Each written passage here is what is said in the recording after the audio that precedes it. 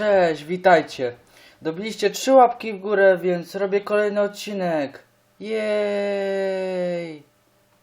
Tu l'hai bella con la papaya.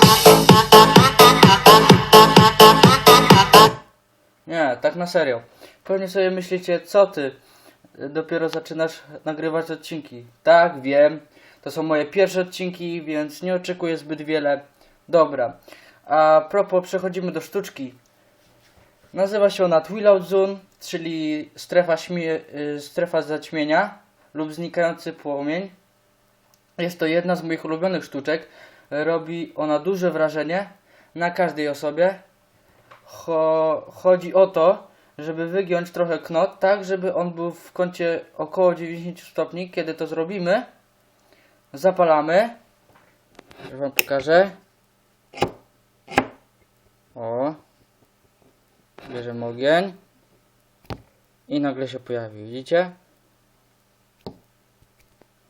Jeszcze raz.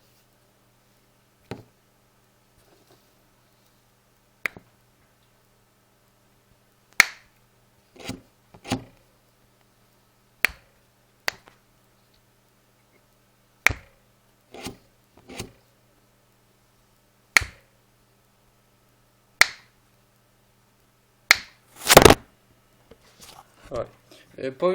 Powinno wam się to udać. Bo to jest bardzo prosta sztuczka. Jeszcze na sam koniec powiem wam, że na moim kanale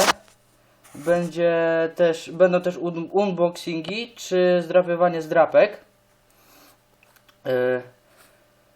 No, to chyba na tyle. Wy dajecie 5 łapek w górę, ja robię kolejny odcinek. Do zobaczyska. Cześć!